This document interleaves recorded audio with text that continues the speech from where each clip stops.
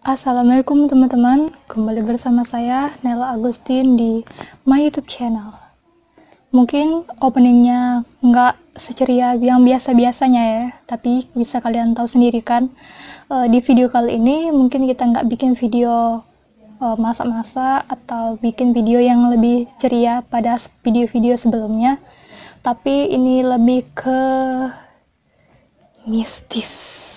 Oh, mungkin kalian juga merasa, wow, ini jarang banget aku bikin, malahan bukan jarang sih, nggak pernah sama sekali aku bikin konten gini. Sebenarnya sih, sebelum aku mulai ke konten ini sih lebih ke pro kontranya juga. Ada yang bilang juga ini nggak layak diceritain sih, tapi ada yang juga bilang, dan juga banyak banget yang request kalau aku nge-share atau ngebacain komentar-komentar dan pengalaman-pengalaman mistis tentang teman-teman yang ada di sosial media.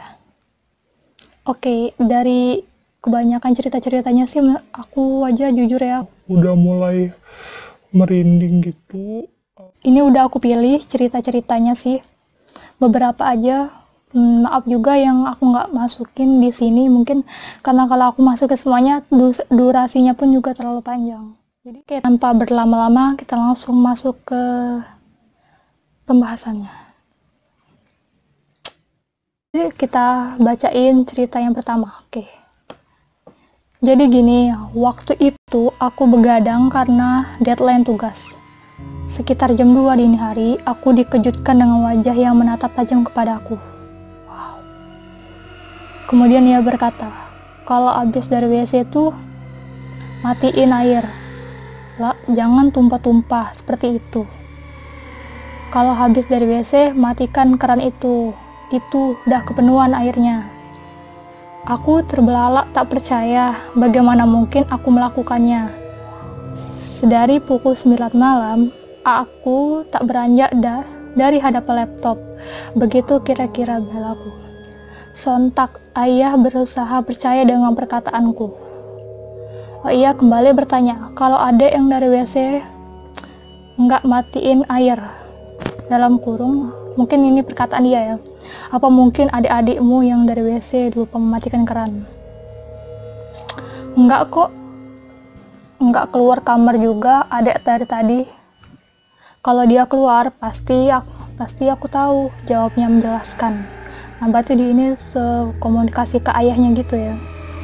Terus, tidak, adik tidak keluar kamar dari tadi. Jikalau dia keluar, aku pasti tahu. Next, wajah ayah terlihat seolah-olah tahu siapa pelakunya. Ia kembali ke kamarnya tanpa menjelaskan sedikit kepadaku. Ini masih penjelasan awal ya. Kita scroll dulu.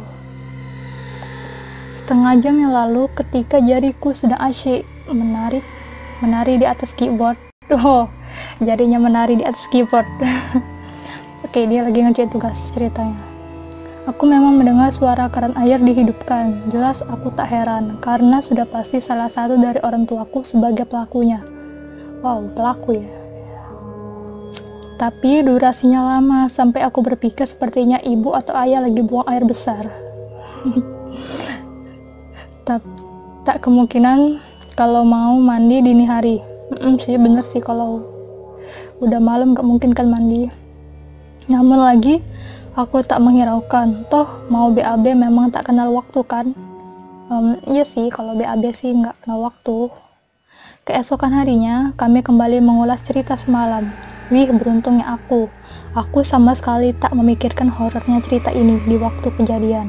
Aku malah merinding mendengar penjelasan dari mereka. Tak satupun orang di rumah yang mengaku menghidupkannya. Wow. Dan posisinya keran emang benar-benar mati. Itu artinya keran akan hidup jika ada yang menyentuhnya. Entah siapa, hal ini masih belum mendapat jawaban hingga sekarang. Oke, selesai. Oh, jadi inti ceritanya ini ada yang hidupin air keran gitu, tapi nggak ada orang sih sama sekali yang ngelakuinnya. Serem juga ya. Menurut aku sih ini cukup seram, karena ya kalau kita di posisi ini sih pasti kita merasakan hal yang seram ya, karena tiba-tiba kan keran bisa muter sendiri. Kita bacain pengalaman yang kedua. Namanya juga aku nggak kasih tahu ya, ini disensor. Kita bacain. Seingat aku itu malam Jumat. Wow, malam Jumat. Lagi latihan tapak suci. Terus, tapak suci berarti yang sejenis kayak karate-karate gitu ya. Terus sudah latihan, posisinya jam 10 malam. Jam 10 malam lebih lah kami itu disuruh pelatih istirahat. Terus aku sama teman-teman duduk di pojok berdua. Lah, kenapa di pojok? Tempat kami latihan itu memang di samping tempat pemakaman umum. Waduh, pemakaman umum. Nggak tahu kenapa teman-teman aku tadi ngelihat sosok putih.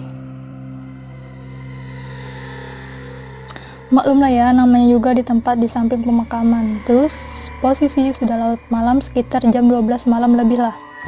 Nggak tahu kenapa adik tingkat aku itu langsung keluar dari tempat kami latihan. Ternyata dia sudah dirasuki oleh sesosok harimau putih. Wow, serem ya. Kami pun heran kok bisa, padahal kami nggak ngapa-ngapain, hanya saja latihan seperti biasa. Terus guru kami ngasih tahu kalau ini malam Jumat Kliwon. Wow, Jumat Kliwon. Biasanya sih kalau orang-orang bilang kalau Jumat malam Kliwon itu serem juga ya. Kita lanjut. Jadi sampai kalau ini malam Jumat Kliwon, makhluk apa saja yang bisa keluar pada malam ini. Yang anehnya lagi, teman-teman aku pada bisa melihat hal mistis yang berada di sekitar tempat kami latihan. Tapi kenapa aku nggak bisa melihat apa yang bisa teman-teman saya lihat? Terus aku melihat ke pohon besar yang ada di pemakaman. Terus aku melihat ke pohon besar yang ada di pemakaman. Nggak tahu kenapa setelah melihat itu badan jadi panas. Terus kata guru, aku udah ada yang mencoba masuk ke dalam badanku. Dan guru aku mencoba untuk mengeluarkannya. Terus ternyata guru saya berhasil berkomunikasi dengan sosok yang memasuki tubuh saya. Oh, ternyata dia udah dirasukin guys. Ternyata sosok itu berbadan besar, hitam, tinggi, setinggi rumah yang bertingkat. Wow, besar banget ya ternyata. Tinggi rumah bertingkat. Dan sosok itu berbicara kepada guru saya bahwa dia tertarik pada saya dan ingin memiliki saya. Waduh. Memiliki guys. Kemudian guru saya bentrok dengan sosok itu. Kemudian guru saya berhasil mengeluarkan sosok itu di tubuh saya. Tepatnya dia bersembunyi di hati saya. Hah?